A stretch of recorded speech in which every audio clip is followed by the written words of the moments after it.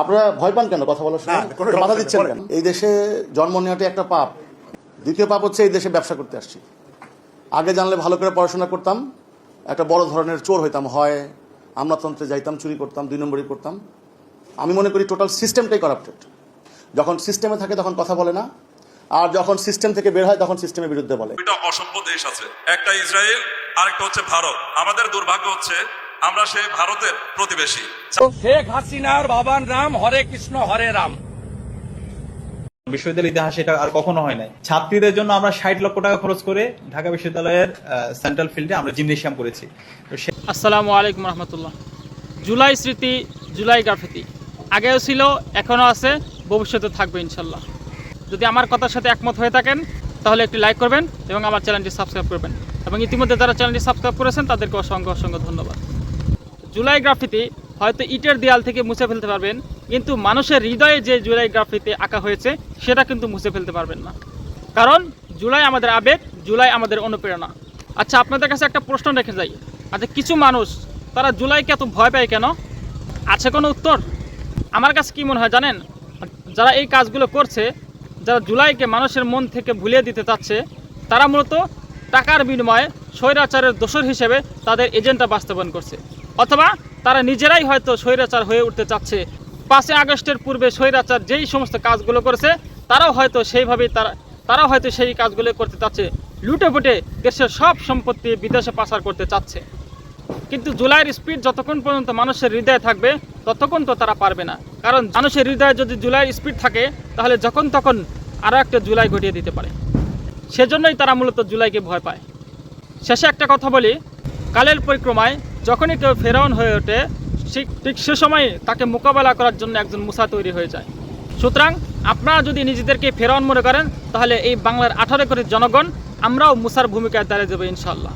কারণ এ দেশ নির্দিষ্ট কোনো ব্যক্তির নয়, এ দেশ নির্দিষ্ট কোনো দলের নয়, এ দেশ 18 কোটি জনতার রক্তের বিনিময়ে কেনা। সুতরাং জুলাই নিয়ে আমাদের সাথে কোনো কম্প্রোমাইজ চলবে না। প্রিয় দর্শক, গুরুত্বপূর্ণ কিছু ভিডিও নিয়ে উপস্থিত হয়েছি, যার শুরুর অংশ দেখে আপনারা বুঝতে পেরেছেন আজকের আলোচনা কতটা গুরুত্বপূর্ণ, তথ্যবহুল হতে চলেছে। তার দর্শক, অনুরোধ থাকবে ভিডিওটি না টেনে শুরু থেকে শেষ পর্যন্ত দেখতে থাকুন। এবং আপনি যদি আমার চ্যানেলে নতুন হয়ে থাকেন তাহলে অবশ্যই চ্যানেলটি সাবস্ক্রাইব করবেন, এবং ইতিমধ্যে যারা চ্যানেলটি সাবস্ক্রাইব করেছেন তাদেরকে অসংখ্য অসংখ্য ধন্যবাদ। প্রিয় দর্শক, চলুন কথা না বেরিয়ে একটি লাইক দিয়ে ভিডিওগুলো দেখতে থাকি। সরকারের অনেক টাকার দরকার, তারা এখন দেওয়াল ভাড়া দিতে চায়। আর ওই দেওয়ালে লেখা ছিল জুলাইয়ের কথা, জুলাইয়ের গ্রাফিতি ছিল ওইখানে লেখা, ওইটা মুইছা দিয়া ওইখানে লেখছে বিজ্ঞাপনের জন্য ভাড়া দেওয়া হবে। কোথায়? চিটাগাঙে। এই ঘটনা দেখেন, দেখেন তার গায়ে হাত দিল কে?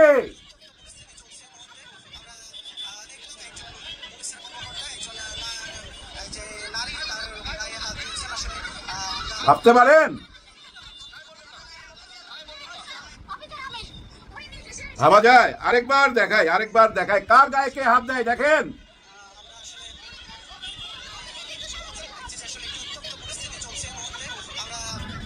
আপনাদের এখানে মেয়ে পুলিশ নিয়ে যাওয়া উচিত ছিল, পরে মেয়ে পুলিশ গেছে, মেয়েদেরকে সরাইছে, রাস্তা থেকে সরাইছে, তারা ফুটপাতে দাঁড়াইছে, কিন্তু ওইখানে যায় তাদের হাত থেকে রং তুলি সব কিছু কেড়ে নেওয়া হয়েছে। কারণ ওই গ্রাফিতি লিখতে দেবে না সরকারের পক্ষ থেকে। মানে মেয়র সাহেব, চিটাগাঙ্গের মেয়াদ উত্তীর্ণ মেয়র যে আছে বর্তমানে, উনি ওই গ্রাফিতিগুলো মুইছা দিয়া ওইখানে ভাড়া দেওয়ার জন্য, বিজ্ঞাপনের জন্য ঠিকানা লেখা দিছে, টেলিফোন নাম্বার লেখা দিছে। যেখানে ছিল হাদির ছবি সেখানে এখন ওই বিজ্ঞাপনের কোনো মেয়ের ছবি দিবে। টাকার দরকার, এতই দরকার। আপনারা না বলেন অক্ষরে অক্ষরে পালন করবেন জুলাইকে, এটাই কি তার প্রমাণ? অক্ষরে অক্ষরে পালন করা আমি বুঝলাম না। পুলিশ ভাইরা, আপনারা কেন বুঝলেন না যে ওরা ওই দেওয়ালে জুলাই লিখবে, কেউ ফিরাইতে পারবে না। বাধা দিলেই লাগবে লড়াই, হ্যাঁ বাধা দিলেই লড়াই হবে, তো কেউ ফিরাইতে পারবেন না। জুলাই কি এত তাড়াতাড়ি মোছা যাবে? না, মোছা যাবে না। আপনারাও তো নিজের মন থেকে মুছতে পারতেছেন না। এইটা নিয়েই তো আছেন, কিভাবে এই জুলাইকে ভুলানো যায়, কিভাবে মানুষের মন থেকে এই জুলাইকে মুছা দেওয়া যায়, ওই অঙ্ক কষতেছেন। তো তার মানে ওইটাই তো মাথার মধ্যে ঘুরতেছে, দেশের উন্নতি করবেন কখন। আমার মনে হয় চিটাগাঙে এই যে ঘটনাটা ঘটলো না, এটা ঘটতো না যদি আমাদের স্বরাষ্ট্রমন্ত্রী সাহেব, মাননীয় স্বরাষ্ট্রমন্ত্রী বাংলাদেশে থাকতো। আচ্ছা, উনি কোথায়? আমি যে বললাম বাংলাদেশে থাকতো, কেন বললাম? না জেনে বললাম। শোনা যাচ্ছে উনি সিঙ্গাপুরে গেছে, আবার এটাও শুনতেছি উনি লন্ডনে গেছে। লন্ডনে যাওয়ার কারণ আছে, কারণ ওনার মেয়ে ওইখানে থাকে, এটাও শোনা কথা। বাবা মেয়ের সাথে দেখা করতে যাবে, খুবই স্বাভাবিক ব্যাপার। কিন্তু অস্বাভাবিক কোনটা? উনি তো অনেক ব্যস্ত। এই সরকার এখন এমন এক জায়গায় দাঁড়ায় রয়েছে যেখানে মাননীয় প্রধানমন্ত্রী নিজেই 18 ঘন্টা কাজ করে, নিজেই 18 ঘন্টা কাজ করে এবং 150 টাকার খাবার খায় দুপুরে, মাত্র 150 টাকার খাবার। এই যে মনিয়াবা এসে বলতেছিল অনলাইনে, দেখেন উনি কতটা সাশ্রয় করতে চায়। উনি তো জানে এগুলা জনগণের ট্যাক্সের টাকা, কিন্তু জানে না কে? আমাদের মহামান্য রাষ্ট্রপতি ছুপ্পু সাহেব। হয়তো উনি এটা জানে না, কারণ ওনার কারণে জুম্মার নামাজ পড়তে পারে নাই। ওনার সিকিউরিটি যারা ছিল তারা জুম্মার নামাজ পড়তে পারে নাই। এমন একটা খবর দেখলাম আমার দেশের অনলাইনে, এই খবরটা দেখলাম আরো 2 দিন আগে। উনি নাকি মার্কেটিং করতে চলে গেছে, শরীর টরিল দেখাইছে, আল্লাহর রহমতে সবকিছু ঠিক আছে, এখন উনি মার্কেটিং করতেছে। আমার মনে হয় যে পায়ের গাঁটটা, কোমরের বেল্ট টেল এগুলা কিনবে, শরীরের ব্যথা ট্যাথার জিনিস। আর জামা কাপড় না, জামা কাপড় কি কিনবে? আল্লাহ তো ওনারে দিয়ে দিছে, কত মানুষ কত কিছু উপহার দিবে। যাই হোক, আমাদের স্বরাষ্ট্রমন্ত্রী সাহেব কি সিঙ্গাপুরে গেছে? আমার মনে হয় সিঙ্গাপুরে যাবে না। কারণ কি জানেন? পুরা সিঙ্গাপুরটা তো কিনা নিছে এস আলম। হ্যাঁ ভাই, সিঙ্গাপুরের পুরো একটা অংশ কিনা তো, ওইখানকার রাজা নাকি উনি। ওইখানে যদি যায়, সিঙ্গাপুরে যদি যায়, তাহলে তো ভাই মানুষে গুজব ছড়ায় দিবে যে এস আলমের সাথে দেখা করতে গেছে। এই যে নাসিরুদ্দিন পাটোয়ারি, ও আরো পায়া বসবে। এর আগে কিন্তু অনেকগুলা কথা বইলা ফেলাইছে। দেখেন, এই নাসিরুদ্দিন পাটোয়ারির কথা শুনতে শুনতে আমাদের মির্জা আব্বাস সাহেব অসুস্থ হয়ে পড়ছিল। এখন দেখেন, এই নাসিরুদ্দিন পাটোয়ারি 2-3 দিন আগেই বলছে এই যে মাদকের টাকা পয়সা এটা কি স্বরাষ্ট্রমন্ত্রীর পকেটে যায় কিনা এটা প্রশ্ন রাখছে, এবং স্বরাষ্ট্রমন্ত্রী দেশ চালাইতে পারতেছে না, আইন শৃঙ্খলার উন্নতি করতে পারতেছে না, এরকম প্রশ্ন রাখছে এই অনলাইনে। কিন্তু আমাদের মাননীয় স্বরাষ্ট্রমন্ত্রী এসব জবাব দেয় নাই।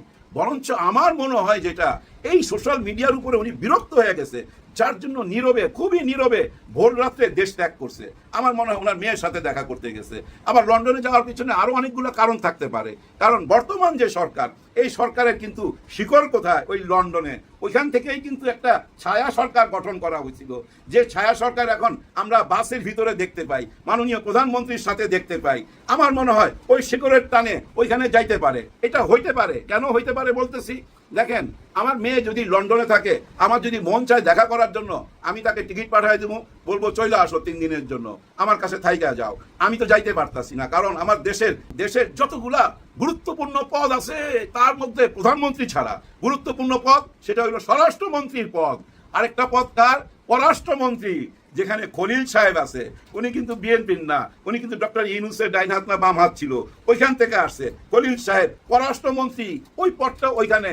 আর এদিকে স্বরাষ্ট্রমন্ত্রী, যাকে এই পাটোয়ারি এবং অনেকেই ভাই শিলংয়ের সাথে একটা সম্পর্ক আছে বলে, ভারতের সাথে সম্পর্ক আছে বলে, এগুলো নিয়ে অনেক রকম প্রশ্ন করে। এখন দেখেন, পররাষ্ট্রমন্ত্রী, স্বরাষ্ট্রমন্ত্রী, প্রধানমন্ত্রী ডাইন হাত বাম হাত, কত কঠিন একটা অবস্থা। চিন্তা করেন যে একজন হচ্ছে আগের সরকার থেকে আসা, যাকে বলা হয় যৌতুক হিসাবে আমেরিকা থেকে দেওয়া হয়েছে। হ্যাঁ, এটা বলা হয় যে যৌতুক হিসাবে আসছে। অনেক সময় দেখবেন বিয়ে শাদী করতে গেলে কন্যাকে যখন নিয়ে আসে, বউকে যখন উঠায় নিয়ে আসে, সাথে কিন্তু শালা শালি আসে, এরকম আসে। কিন্তু ঠিক তেমনি ভাবে হয়তো ওই আত্মীয় হিসাবে আমেরিকার তরফ থেকে দেওয়া হয়েছে এই সরকারকে। তার মানে প্রধানমন্ত্রীর একদিকে ওই যে আমেরিকান পতাকা, হ্যাঁ আমেরিকান পতাকা, আবার দেখেন আরেকদিকে শিলংয়ের একটা সিলমারা আছে, ভারতের সিলমারা। বিপজ্জনক কথাবার্তা না? যাই হোক, এখান থেকে হঠাৎ করে কারেন্টটা চলে গেল। আমার ভাই দোষটা কইমা গেছে, বেশি কথা বাড়াবো না, শেষ করে দিব। কথা বলতেছিলাম ওনার ডান হাত বাম হাত, পররাষ্ট্রমন্ত্রী এবং স্বরাষ্ট্রমন্ত্রী। স্বরাষ্ট্রমন্ত্রী আমার যদ্দূর মনে হয় এই সোশ্যাল মিডিয়াকে ফাঁকি দিয়া এই সাংবাদিকরা সারাদিন ওনার পিছনে লাইগা থাকে, অস্থির হইয়া একটু রেস্টে আছে, বডি চেক আপে আছে। যাই হোক, উনি ফিরে আসলে এই চিটাগাঙ্গের ব্যাপারটা দেখবে। কিন্তু তার আগে আমি বলবো, নাহিদ ইসলাম সাহেব, পাটোয়ারি সাহেব, আপনারা কেন চিটাগাং চলে যাচ্ছেন না? জুলাইয়ের গ্রাফিতি কারা মুছবে? এটা কি সম্ভব? এটা কি মুছতে দেওয়া যায়? নিশ্চয়ই দেওয়া যায় না। সরকার তো বলে অক্ষরে অক্ষরে পালন করব। সরকারের কথা তো বিশ্বাস করতে হবে আমাদের। ওনারা তো বারবার বলতেছে অক্ষরে অক্ষরে পালন করব, কিন্তু 3টা মাস হয়ে যায়, একটা অক্ষর তো পালন হচ্ছে না। এখন যদি দেখি চিটাগাঙ্গের দেওয়ালে দেওয়ালে সব গ্রাফিতি মুইছা দিতেছেন, তাহলে কি একটা অক্ষর পালন করা হয়? নিশ্চয়ই না। তার মানে কি মিথ্যার মধ্যে দিয়া, অনৈতিকতার মধ্যে দিয়া, প্রতারণার মধ্যে দিয়া কোনো কিছু কি অর্জন হয়? নিশ্চয়ই না। ইতিহাস কি বলে, ধর্ম কি বলে, মানবতায় কি বলে? পৃথিবীর এমন কোনো ধর্ম আছে যেখানে লেখা আছে অনৈতিকভাবে প্রতারণার মাধ্যমে, মিথ্যার মাধ্যমে আপনি কিছু অর্জন করতে পারবেন? নিশ্চয়ই না। সে অর্জন আপনার ধ্বংস হয়ে যাবে এবং দেখবেন আপনার সমস্ত অর্জনের পতন হবেই। হ্যাঁ, পতন হইতে বাধ্য। কারণ সংসদে দ্বারাই তো আপনারা বলছেন যে আমরা ওইটা মিথ্যা কথা বলছিলাম নির্বাচনের জন্য, গণতন্ত্রের মুক্তির জন্য আপনারা নির্বাচনের জন্য মিথ্যা প্রতারণা করছেন, মিথ্যা কথা দিছেন। মিথ্যার মধ্যে দিয়ে কোনো কিছু অর্জন হয় না, তাহলে তো উপরওয়ালার সমস্ত বাণী মিথ্যা হয়ে যেত। বুঝেন না কেন? আল্লাহ সবাইকে বুঝার তৌফিক দেখ। আর এই যে নাহিদ ইসলাম পাটোয়ারি, আপনারা শুধু ভাই ওই অনলাইনে কথা বলেন না, চিটাগাং যান, চিটাগাং যায় ওই গ্রাফিতি নিজের হাতে লেখেন, ওইটা লেখা প্রমাণ করে দিতে হবে। জুলাইয়ের সাথে কেউ যদি গাদ্দারি করে তার ফলাফল ভালো হবে না।